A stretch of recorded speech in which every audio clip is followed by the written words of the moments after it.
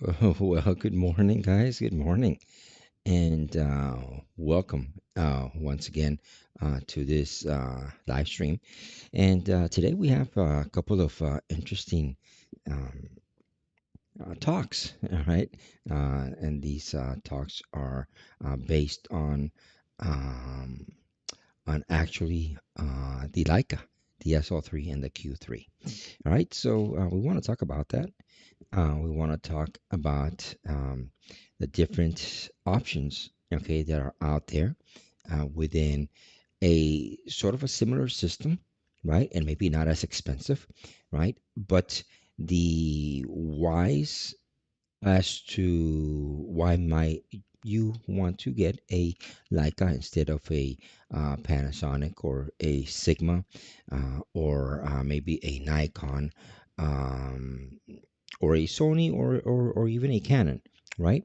So we want to hit on that a little bit, right? So yes, let's get this started. Let me see if I got some what my chats are looking like. Uh, I don't even know if my chats are set up.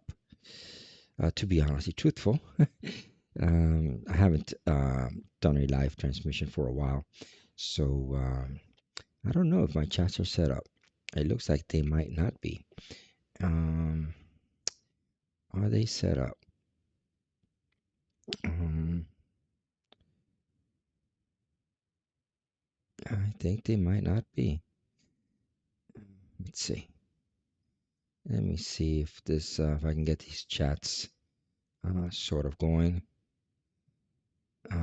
Just give me just hang tight for a minute, okay?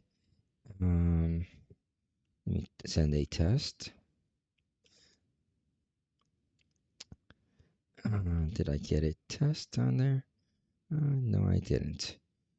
All right, so I guess my chats are not working. Um,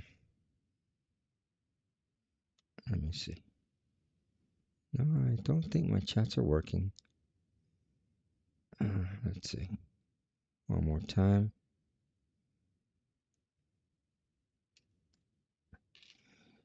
Nope. All right, so yeah, so my chats are not working. Okay, so we'll just have to do without the chats. I can't see if you guys are sending me something or not. Maybe I can. Maybe I can. Maybe I can. Let me do this way. Um, Maybe I can. Give me 1 second, all right? Because I want to see if I can. I want to make sure that that you guys um, that we can communicate with each other. You know. Um, Let me look at my channel.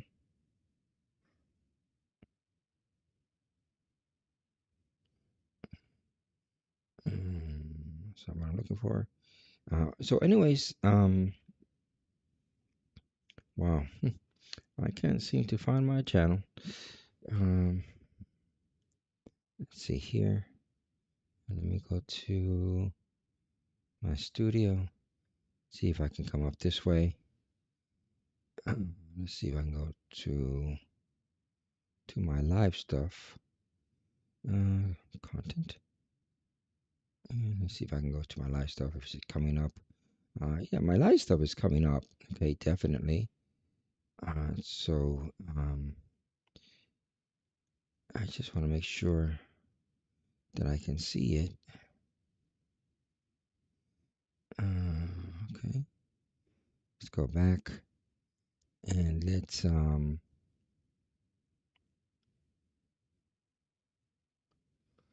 right, let's take a look at this and let's view it. All right, and all right, I think I'm gonna do it this way. All right, so yes, and I guess I can do my chats this way. Uh, yeah, okay, I'm gonna have to do the chats this way. All right, guys, so it's all good, it's all good. So, anyways, um, let's talk a little bit about what's going on out here, and yeah, um, But before anything, um, let's take a look. Before anything, I'd like to welcome you all to my channel. And yesterday, I posted a video, and the video was basically my thoughts behind um, buying the SL3 and the Q3, and how I went about doing this, how I went about, getting these very expensive cameras, because the Leica system, the Leica is a very expensive camera.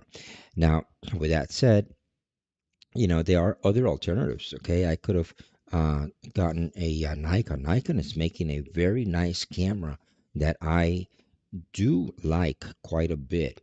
Um, it has its drawbacks, but it's so close to what Fuji is and what it used to be. And now Nikon, it's sort of stealing that precision, all right, that Fujifilm used to have. The last time that it had it was with the X-T4, and that is the new full frame Nikon. Um, I want to say it's the ZF. It's their naming scheme. ZF is the full frame. ZFC is the APS-C. Uh, um, a version of it, which is not as good as the ZF. The ZF actually, I did look at that camera. I did look at it. It's obviously it's a lot less expensive than a Leica.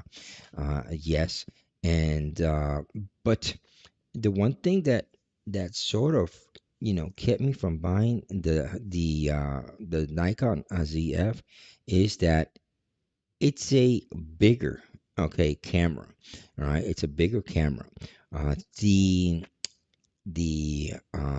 SL3 compared to the ZF is so much smaller. It's much more better balanced. It feels better on the hand. And I should say, when I say it feels better on the hand, should really be more specific. All right, it feels better on my hands. All right, I don't have super big hands. All right, and so for me, the the handling of the Q3 was so pleasing for me. All right. The SL3 also is substantially smaller than the SL2 and the SL2S, all right, which is the previous version of the full frame that Leica has. Now, on the other hand, I looked at the Panasonics S 52 and the X 52X, but those cameras are definitely cameras that just don't hit the mark for me, because they're very, when you hold them, they're very plasticky. Uh, they feel uh, cheap. All right, and I'm sorry that I have to say it this way, but they feel cheap um, uh, in the craftsmanship, how they're used, how they're using it. Now, yes, you know, a lot of people will say, "Oh, that's a whole lot of baloney, a whole lot of this," and there's two ways to see this. All right, there's actually two ways to see this. One is, if you are buying a camera to do commercial work, right? If you're buying a camera to do commercial work, then obviously the most important thing is the specs and how that camera works. But I don't do commercial work with these cameras. All right. I don't use these cameras to do commercial work. All right. These cameras, I use them to do my recreational hobby, which is photography. Photography for me is a hobby, it's not commercial work.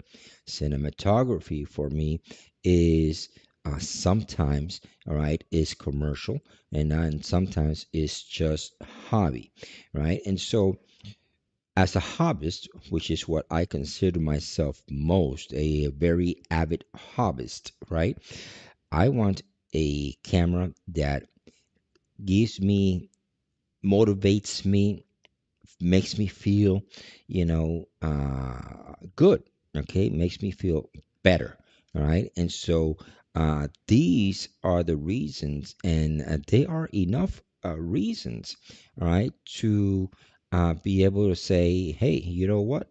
Yeah, there are definitely reasons for me to pick up, like you see right here, the SL3, all right, and the Q3, that is, right? But then on the other hand, right, I've got to look at, um, I got to look at other things. Let me do a quick check here, a real quick check. Yeah, no, no, no. My transmission is okay. I had to take a look and see, make sure that my transmission was fine. Another thing also is that with any system that you get, right, which whatever system you get, you also have to look at not just the body. You have to look at the quality of glass that's available and how much these lenses are going to cost, because the glass in reality is more important than the body itself. But here's the deal, okay? Here's the deal for me, right? Here's the deal. You can get a beautiful camera like and let's use this as an example, like the Panasonic S52 and S52X, which in the market is a really good value for the money. It's extremely good value for the money. But then what good is it if you have a camera that, let's say, is around $2,000, and then the rest of the lenses are mediocre, or they end up being super heavy, or when you put him on the camera itself, it doesn't um, it doesn't retain a well balanced camera, right? And so, yeah, okay, there are some guys that the only thing they do is they buy the camera and they put it on the tripod. They're not carrying it around with them, because the only thing they're doing with the camera is maybe streaming, okay? They don't even do photography with it. All right, they actually just do use it for streaming, and that's something completely different to where how I am going to be using the camera. All right, the camera that I'm using, what the ones that I choose, and the one that anybody chooses, right, should be a camera that if you're carrying it, if you have the camera with you and you're carrying it for 3 hours or 4 hours because you are traveling and you're taking photos of things and memories that you are actually going to, right, it should make you feel, after carrying it for 3 hours or 4 hours, it should not make you feel tired. All right.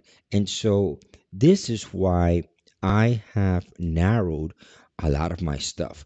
And the first thing that I did, okay, was to select a camera that would fit into my new backpack. This is my new backpack. All right. This is a Toomey. All right. As you can see right here, it's a Toomey. It's not big. Look at that, guys. All right. It is not a big backpack. All right. It's very small. All right. I'll give you an example compared to my coffee cup. Look at the backpack compared to my coffee cup. You see, it's not big. It's not big at all. All right. So this little backpack that you see here limits me, all right, to how much gear I want to carry with me. And it's very comfortable, very comfortable when I put it on my back. And so, what exactly do I carry in my backpack when I want to travel? When I want to travel? Well, for one, I'm definitely taking this laptop. This is the Yoga, all right? This is the Yoga 6, right? I got the Yoga 9i also. But the Yoga 6, the reason why I like the Yoga 6 over the 9i, which is a better laptop, is because it has more ports. This even has a micro SD card, right? So as a 14-inch, you know, fits perfectly in here, right? So I carry this. I carry these headsets that you see here with the microphone. I used to have the, carry external microphone or a wireless microphone, and it started getting, more complex. And if you can see that, you can hear the audio from here. It's good enough, right? It is not the highest top quality of a sensor microphone, but because I use OBS, I do all kinds of compressions and I have it set to where it sounds very pleasing for me, right? It sounds very pleasing for me and it sounds very well, right? And so, with that said, right, I have now in this backpack my laptop, and now I'm gonna take with me the SL3, right? And one lens. All right, one lens I'm gonna take with me. I'm not gonna take 3 or 4 lenses. I'm gonna take one lens. All right, and that lens is going to be the lens that I think makes the most sense, right? It will be a zoom lens, right? A zoom lens. Uh, and the reason that I chose a zoom lens, a 2.8, I'm choosing a 2.8 lens, is because I don't want to be changing lenses. Right? I don't want to be changing lenses. I'm not doing portfolio work. I'm not doing stuff where I need to be in the really super low light. For that I have my Q3, and that's the other camera that I'm gonna have. Why do I have two cameras? Well, if one camera um, is for whatever reason stops working on me, I still have a backup camera. And this stuff fits perfectly on my backpack. And the only other thing that I'm gonna be taking is a small gimbal. All right, a small gimbal if I need to use some video and need to um, actually do something that is nice and smooth. And one more thing that I'm going to be taking, which I forgot, is my flash. My Leica 40 flash. All of that fits right here on this backpack. You know, I might, I might, okay, take also a small tripod. Definitely, I'm taking my desktop tripod. That always goes with me. All right, and then of course my iPhone 15 Pro will serve as a backup camera, which is what I'm using right now. I'm using the 15 Pro, all right, to actually uh, bring this transmission, using it as a live webcam, all right, and I've got it set on my tabletop Sennheiser um, um, a tripod, right? And that's what you're looking at. Okay, you're looking at the camera from the iPhone 15 Pro. So this little setup right here, right, will allow me to be very portable. It will allow me to be very transparent. I chose this bag. I chose this bag because this bag right here, it doesn't shout, okay, hey, there's a camera inside, there's a very expensive camera inside. No, it doesn't shout that. It just shouts it's a backpack. All right, and in some of these places that I'm going to be traveling to, you have to be very careful because uh, there's crime. There's crime. And so by me doing this way, it brings safety to me. Everything fits, it's very comfortable. And at the end of the day, after I spend 10, 12 hours traveling, sightseeing, going from place to place, I'm not going to be tired.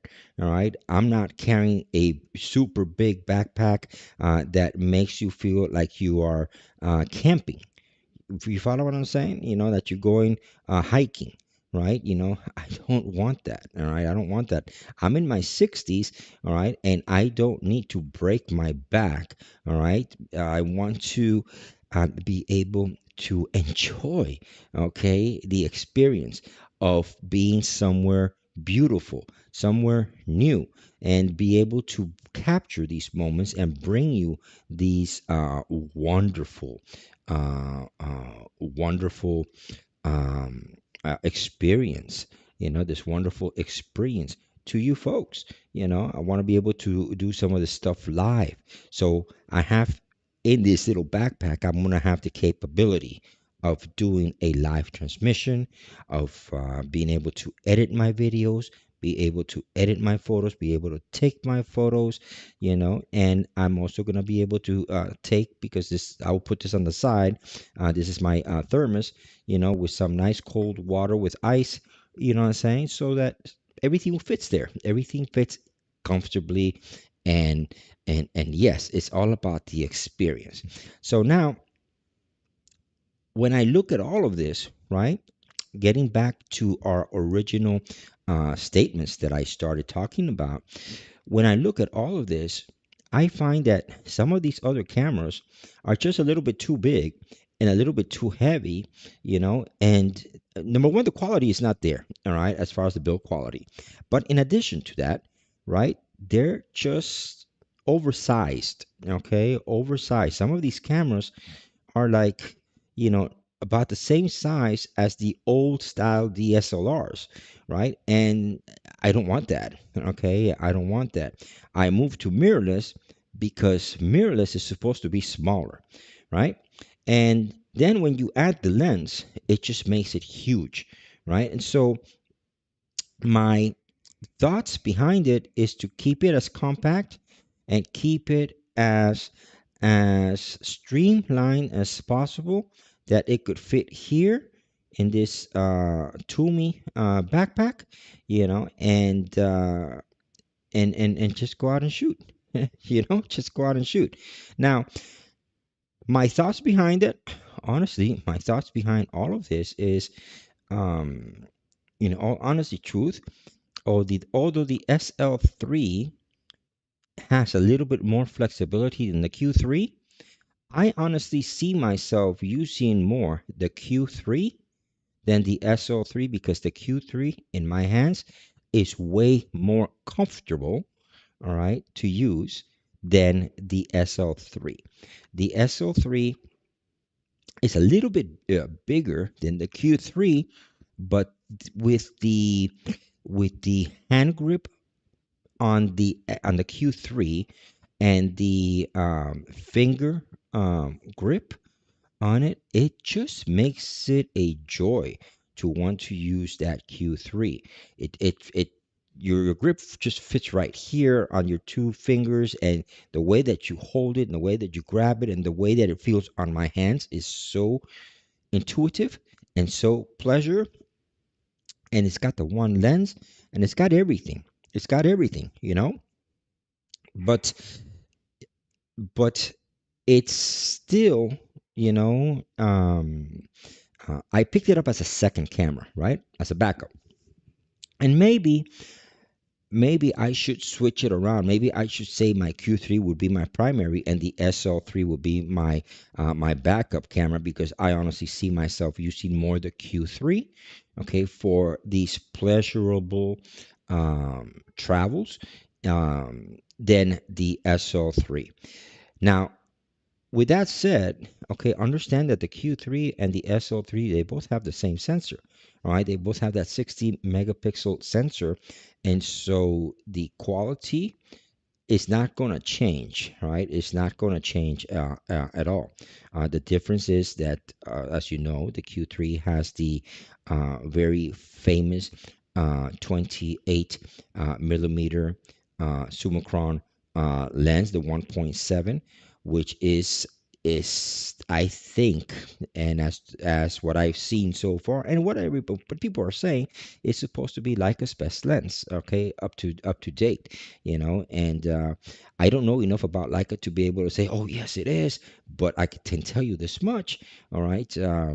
All the lenses that I've tried on the SL3 compared to the lens that Q3 has is like night and day. That lens really, really shines in many, many ways. So those are my thoughts. Okay, those are my thoughts. Now, I'm sure that there's always going to be a camera, in the future that comes out that competes and that maybe is better. Okay, that will be better than the Leica cameras that I picked. But right now, there isn't. Okay, Leica themselves are coming with a new camera, a Deluxe 8, which we don't have enough information about it, but it is supposed to compete with the X106. All right, so with that said, if it's supposed to compete with that X106, we don't know if it's going to have a fixed lens or not. All right, but as far as size wise, it's supposed to compete in that sort of that area, great gray area there. Um, is it going to be better than the Q3? I don't think so. Right, I don't think so because the deluxe line is never better than the Q line or than the SL line, right? Or the M line for that fact. Now, with all that said, you have all these other companies that are catching on to the market that Fujifilm has always sort of uh, been on top of, right? And that market, okay, is um, the retro style, old style, whole bunch of switches on the top, like the XT series, the Fujifilm XT series. Until recently, Fujifilm was the only one that had that style of of camera, and then all of a sudden Nikon uh, wanted to compete in that market because they saw, okay, that people wanted that sort of camera, and they came out with the ZFC. That was the first retro style camera that was mirrorless, right? That Nikon produced, and then afterwards they produced the ZF, right? Um, but with that said, okay, you've got camera companies. Sony's supposed to be coming out with a camera that's supposed to compete with the X100 6, and so is Canon. All right, and so these are rumors that I've heard and that I have seen, right? And so take it as a grain of salt. It is a rumor. I cannot tell you more about it because I don't know enough about it. But with that said, I think that the choices that I have made are choices that are very um, prominent, right, and very fitting to how I'm going to use the camera. So if we take a look over here real quick, all right, here this here is the SL3. Now you see all those lenses right next to it, all right, are for the SL3 for the SL mount. These are all for the SL mount, right? So when I had to choose, okay, when I had to choose what lens, by the way, the camera right there has the 24 to 90. That is a $6,000 lens, $5,995, so that you understand that. All right. On the top, let me see if I bring my mouse, maybe you'll see the mouse over here. I think you can see the mouse. Okay, yeah, you see the mouse right there, right? Okay, that's a 24 to 90. Now this here, this is a 35. Okay, this is a lower end lens. Okay, this lens here is made in Japan. It's not made by Sigma. All right, it is designed and by Leica in Germany, and it is assembled and built in Japan. This lens here, the 24 to 90, all right, is built in Germany. This one is built in Germany. They have a 24 to 70, which is the lens, one of the lenses that I bought. All right, the 24 to 70 is pretty much identical to this lens, but that lens is made in Japan. All right, this here, this Leica. All right, these are the APO lenses, right? If you look at the size of this lens compared to this lens, it's a huge difference. But this whole lens is solid metal. This whole lens is designed in Germany and made in Germany. Now, these lenses here in the back, okay, these here, one, two, three lenses, not these here, okay, but these right here, all right, these are M mount lenses, which you can use on this Leica, and obviously you can put the adapter. This is the converter from M mount to L. The difference is, and you see, and you can see the contacts right here, right? Okay, the difference is that all of the M mount lenses are manual lenses. The only thing that it actually brings over to the camera is information, all right, as far as the size of lens and that sort of thing. But these lenses, if you ever pick a lens that is an M lens, you're gonna end up with a camera that is your lens actually is manual. All right, these two lenses right here, okay, are R mount lenses. All right. I take that back. This lens is R mount. This is not. Okay. This is an R mount lens, which is a lens that you can use also with the Leica with an adapter, but it also will end up being a manual lens. The only lenses that will retain the autofocus are the L mount lenses on these Leicas. Don't get me wrong, these lenses are very good lenses. They're also very expensive because they're Leica, and all of these M mount lenses are made in Germany. So is the R lens. All right. There are no M lenses or R lenses that are made in Japan. The only lenses that are made in Japan is the low end lenses from Leica. All right, like this one here, they have a 35. They also have a 50, which is identical in size as this. All right, those lenses are made in Japan. So is the 24 to 70 zoom lens. So so with that said, if you look at the size of those lenses, those size of those lenses will create a substantial weight, all right, a substantial amount of weight added onto your bag. So my idea is just to take one lens, because remember that you have the 60 megapixel function, which means that now you can crop. Right? So if I take my 14 to 35 lens, right, zoom lens, when I crop it, I'll be able to cover what we call most travel requirements. I'm not doing bird watching. I'm not trying to zoom from here to all the way down there. I'm not trying to do that. I'm trying to have a lens that is very flexible for travel and keeping my backpack as light as possible. And this is, I think, is in my opinion, would be the best choice for that. So let me know what you guys think. If you guys have any suggestions for lenses, one other alternative that I might look at, but I just haven't uh, found the proper or the right lens for it, is I was looking at some Voigtlander lenses. Some Voigtlander lenses, those lenses are very, very well made. Okay, and they're very precise, but they're manual.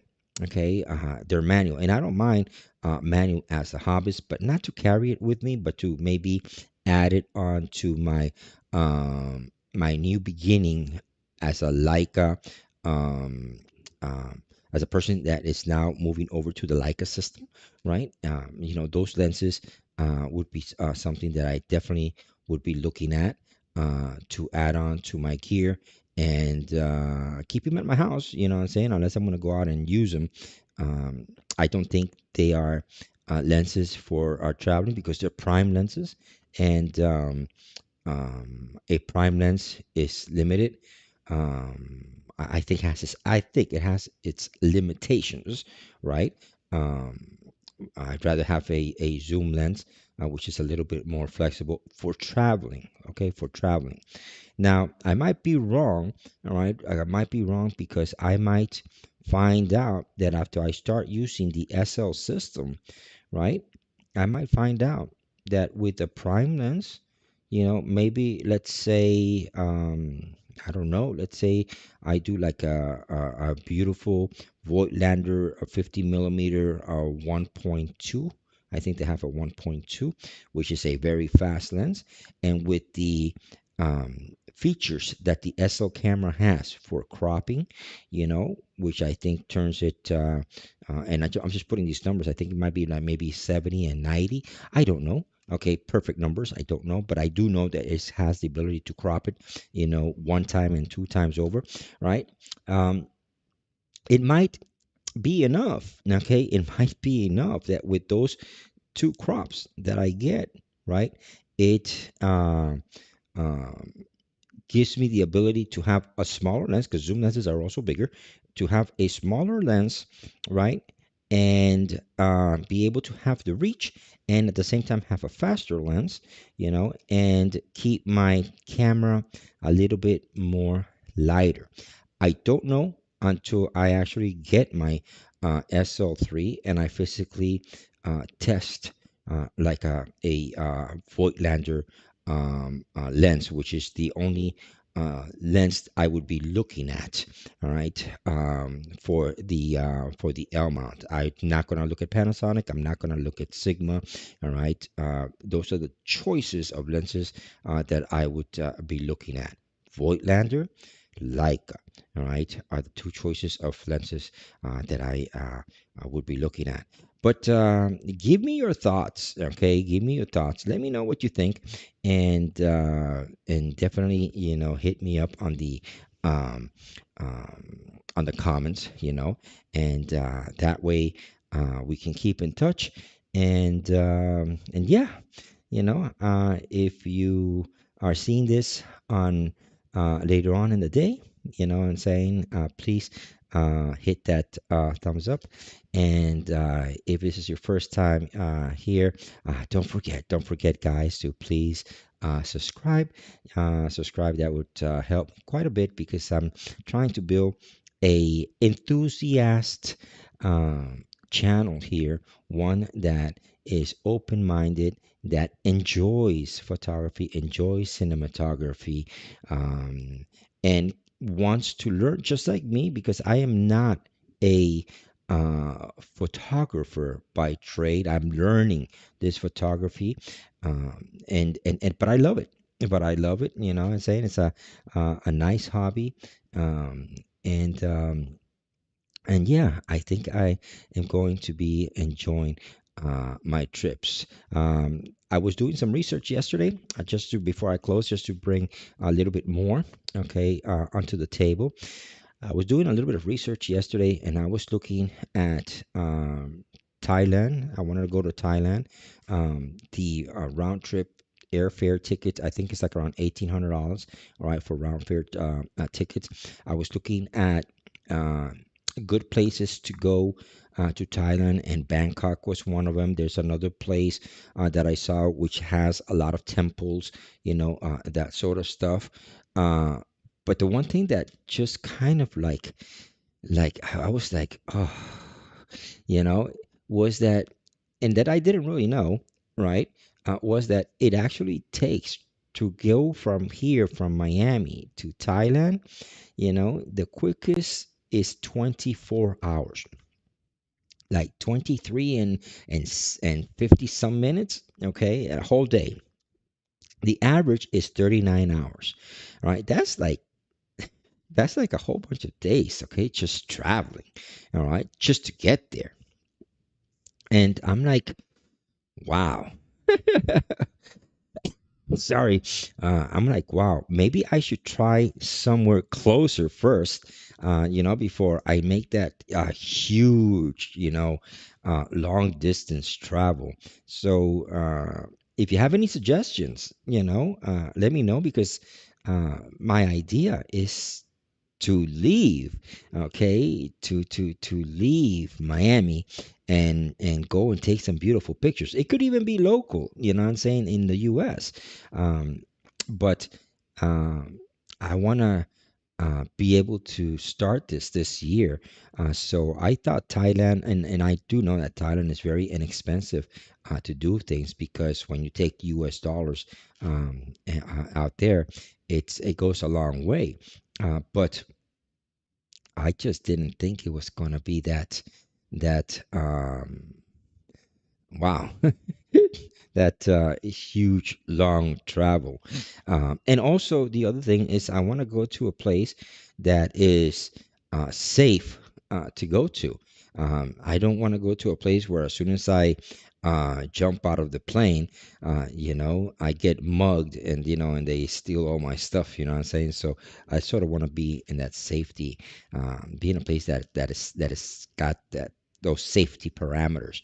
You know, I've never been to Hawaii, all right, for travel, um, but and that might be a possibility, uh, but I don't know.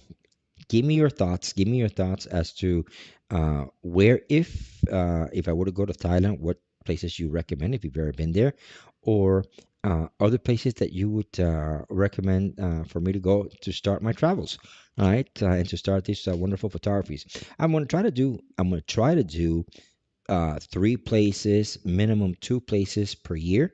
Those videos, right, and post them here for you guys to see. All right, and that's where my channel is going to now. And what I'm focusing on having fun, relaxing, and bringing this fun and this relaxing memories, okay, to you folks via these means of social media, whether it's on YouTube, here, Instagram, Facebook. That's how I'm gonna do it. So, anyways, if you haven't subscribed, please subscribe. Please, please, please subscribe, and I'll see you on my next live stream, video, whatever. Be blessed, and I'll see you the next time. Bye bye.